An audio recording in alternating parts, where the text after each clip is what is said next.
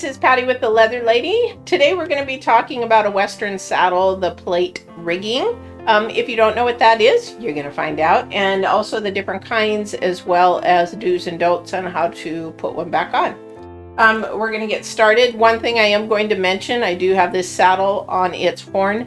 This is not one way to store your saddles. This is for demonstration only. Please do not store your saddles this way. Store them on a stand or a pole or a saddle rack, whatever you can do to keep them off of their horn and their front panels, their skirting panels. But what we're going to do today, I'm going to tell you basically how to go about it, if you want to try to replace your own, and do's and don'ts and some tools that you'll need to do. So let's get started. This here is a client saddle that I'm replacing her rigging with. She had stated that the rigging plate just broke and the cinch was just hanging, so she brought it in for repair. So where is the rigging plate and what is it? Okay, so it is underneath. This is your saddle here and your horn in the front, okay?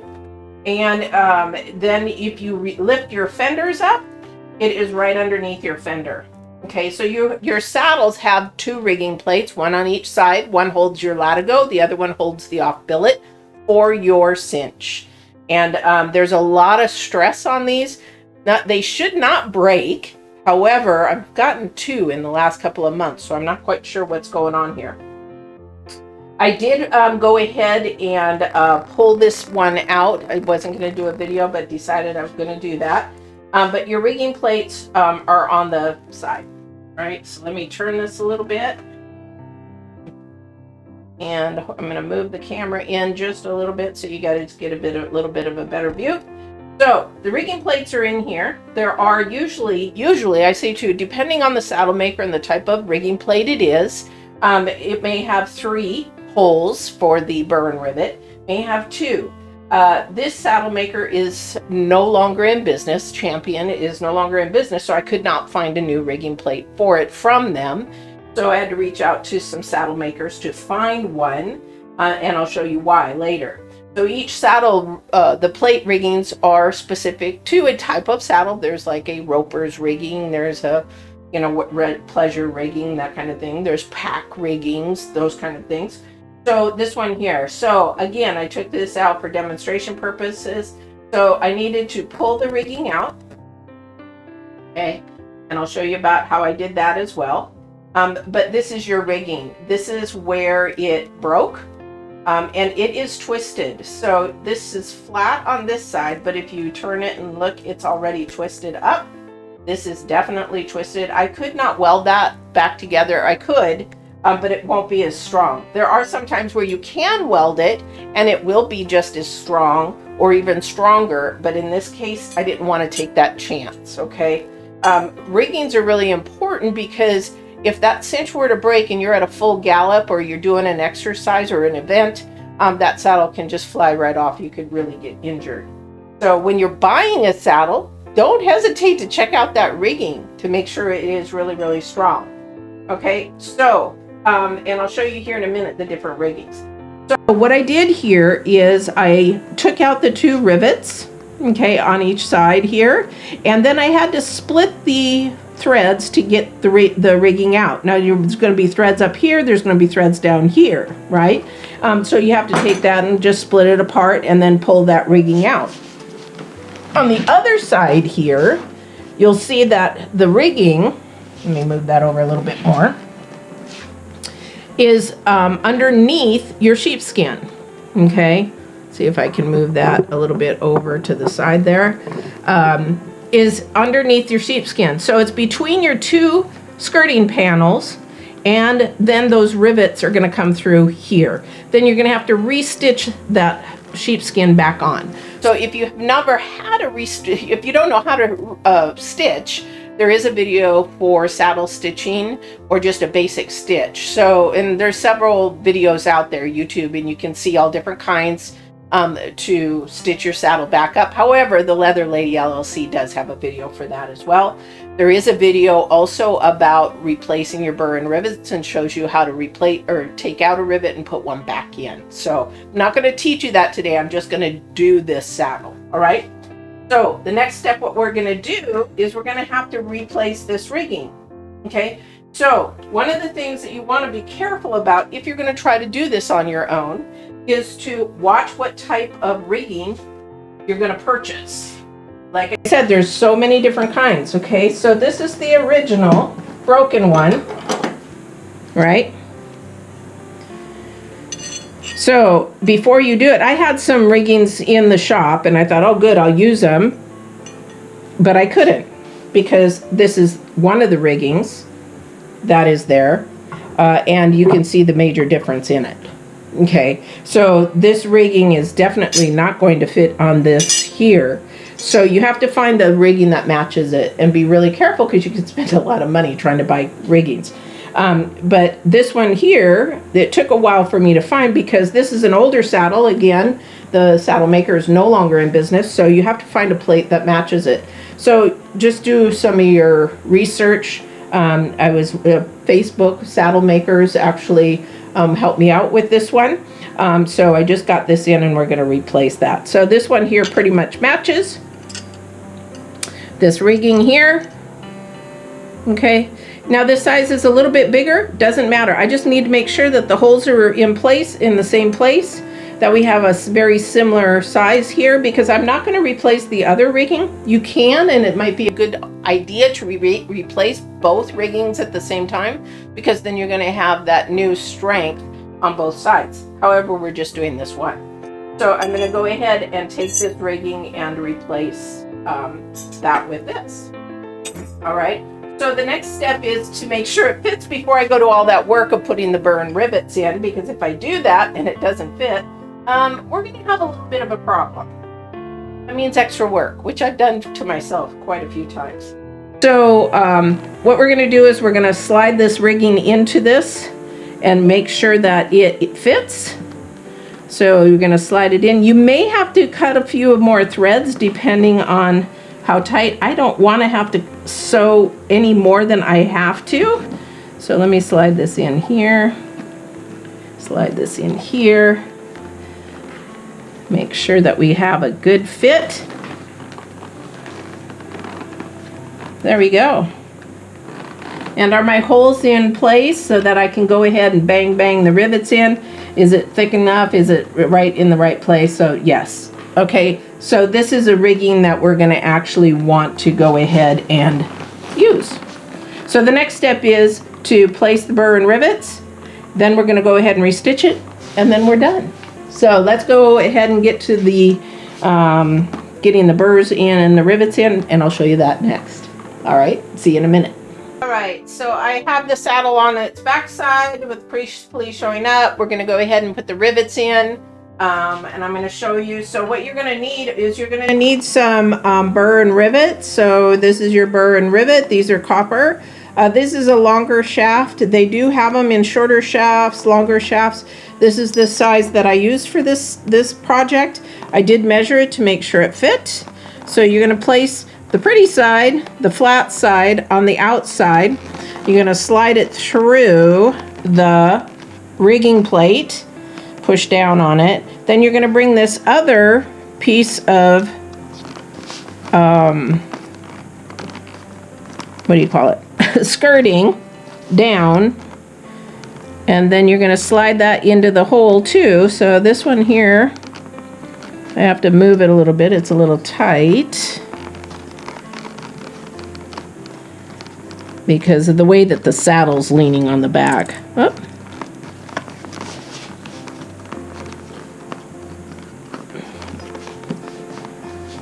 I might need to, yeah, I'm going to put this up. I'm going to put the saddle up just a little bit because I want to make sure that this is all flat inside. There we go. Okay, so you can see that little bit of the copper thing. The burr, actually the rivet. And then we're going to take, there is a side, a flat side and a rounded side. So you want to take the flat side and put it down. And what you're going to also need is you're going to need a burr and rivet tool. So this is a tool that you can buy. There's different sizes of holes. This is a larger hole for this rivet. And then you're going to place the whole side, because the other side is for something else. And you can put that over that. Make sure you're pushing down hard, because some projects are a little bit more testy than the others. And then what you're going to do is you're going to smash that down. So now it's here, okay? It's not finished yet. So again, go watch the video of how to place a burr and rivet. This is rivet number 1. We still have to pound this down, right? And we're going to go ahead and tap this. So hopefully this isn't too loud. So the idea is you want to get your burr and rivet in your rigging a little bit above it. You don't want it too high because you're going to have to cut it off. You want this to be smooth and rounded. Okay, and you'll do that. You're going to place the rounded side. That's what the other side is for, this little rounded side. You're going to place that there. And you're going to have to, it depends on what project you're doing. You may have to push hard, you may not, but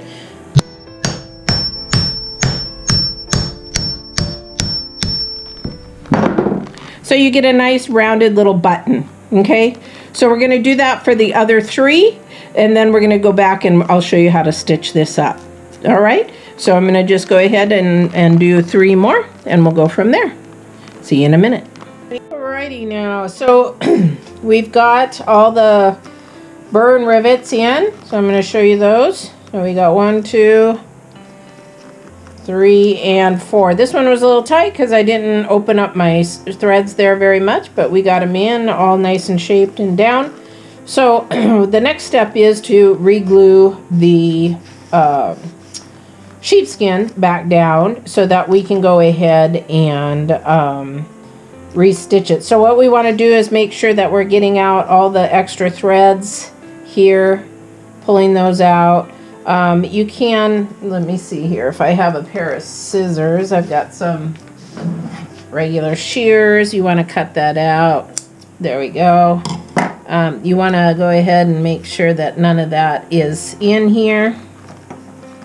Okay, these threads will pick out from the other side. We're going to make sure that these are out. Pull them from the other side if we can. You see these little loose threads, because those are going to block your holes when you go to re-stitch it back in, and you don't want to do that. Okay, and then you can always trim this down.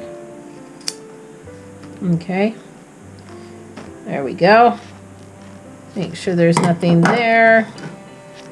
These are actually leather shears, so you can get leather shears like from a supplier. If you want to call me or email me, I can get you a set there. So we got that pretty much. We're going to clean off this piece here. It's got a little bit left over. So what happened is the glue took all the leather with it. So we're just going to try to make it as clean as possible. Get all the stuff off. And so what I'm going to do next is I'm going to use what we call barge. So this is a barge. You can get it in different formats. This one happens to be a quart because I go through a lot of it. It's like a rubber cement. So you're going to see it make sort of a weirdly weird thing. This is a new one, so don't need a whole lot of glue. Just enough to hold it down because we're going to stitch it. And what you want to do with barge is, you know, just go around the burr and rivets and get it on both sides. So what we're going to do is when you put the barge on, you can, you got to just sort of let it set a few minutes because you want it to get sticky. So you don't want to just close it up and then go ahead and, you know, you want it to be sticky before you adhere it. So after about 5 minutes, we'll go ahead and press that down, and then it's going to stick really, really good. All right. And then we're going to get ready to stitch it, and then that's our next step. So we'll be back in about 5 minutes. We're going to let that cure, and then I'll flip it over and we'll begin stitching. I'm going to stitch it right here on the table. It just makes it easier. So we'll just let this cure, and then I'll be back in 5 minutes. Alrighty, so we've got it all glued down now. I'm gonna try not to hit the camera. It's all glued down pretty much where it's gonna be. So the next step that I'm doing is I'm taking out these little strings. You can use a couple of different things. You can use a pin. I just use a little sewing needle. I just go in here and I pull the threads out until I can either pop them out and pull them out. Sometimes they don't want to come out. I might go inside here and pull them out. Pull them out from the other side. Because remember, we got this glued. We haven't glued the skirting leather. Okay. So we're going to do that. We're going to pull it out as much as we can from the other side in case they might be knotted in. Somebody maybe ran out of thread, had to tie a knot, go on the other side. So we're just going to clean them out as best as we can, only because we want those holes to be really easy to thread. Alrighty, so we're just going to pull it. These are just little pliers, so we're going to pull that out. And if that doesn't work, we're going to go ahead and get some tweezers, pull those out. That came out. There we go. Because you want these holes, if you look at them, you want these holes empty. Otherwise, you're going to have a hard time getting your threads in there. There we go. Got a little bit of a thread left there. Look inside how clean it is. Got one little thread inside.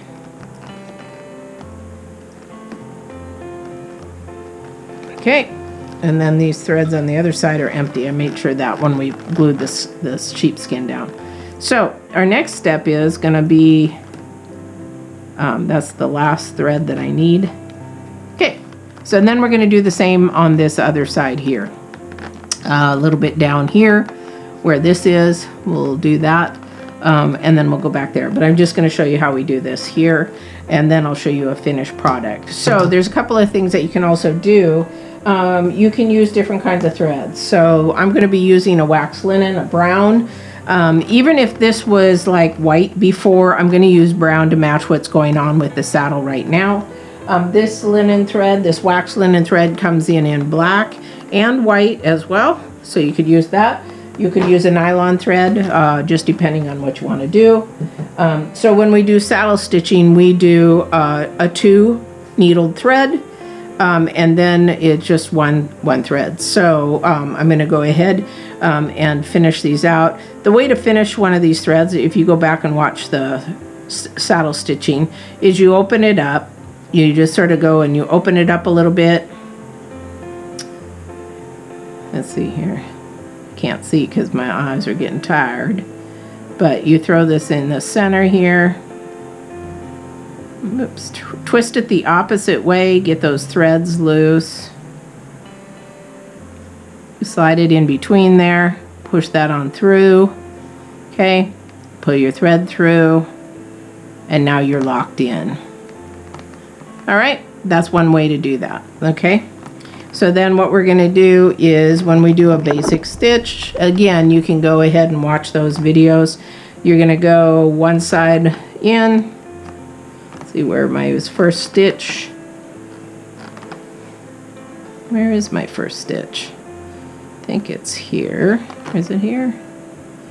I did this video right before. I did these holes right before. So on these, sometimes you'll want to use some pliers or something to push your needles on through. There we go. Hold that sheepskin down because you want it to stay in place, and then you can pull it on through. There is easier ways to do this. There's different ways. There's lots of ways. So you're going to pull it, and then you're going to match up your needles. I'm having rough times, guys. So you're going to match up your needles, and you're going to go and you're going to have an equal thread. So all you're going to do is you're going to go back and forth. You're going to crisscross.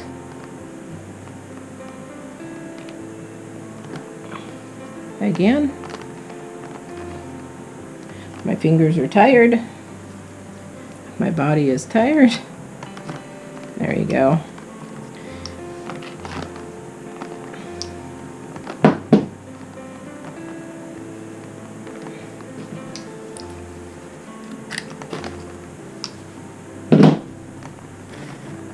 Okay, so now I've got 2 on one side. The tricky thing working with sheepskin is you got to get it back in that hole, because you're going to the second hole.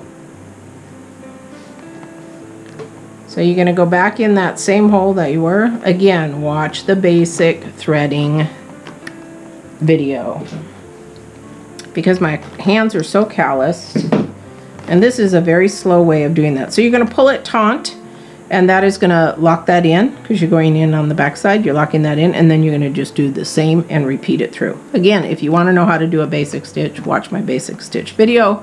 I'm going to go ahead and finish this up, and then you'll get to see the whole thing done. And then I can call the guest and let her know her saddle is ready. All right, I'll show you at the end.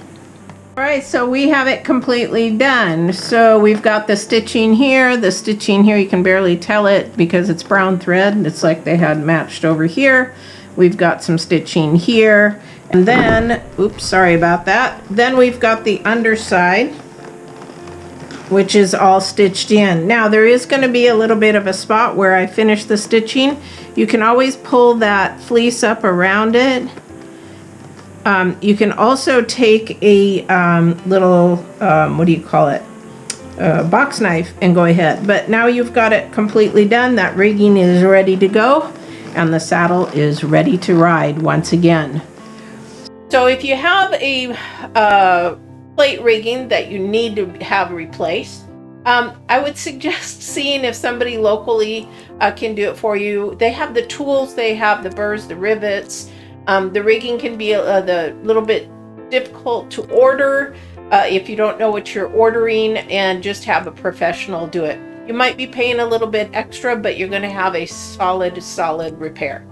All right, I hope you enjoyed this video. I hope it was helpful. Please don't forget to go to the leatherladyllc.com for also products, leather products, tack, and well, I don't have saddles right now, but I do have leather craft, scraps of leather, sheepskins, and all that kind of thing there.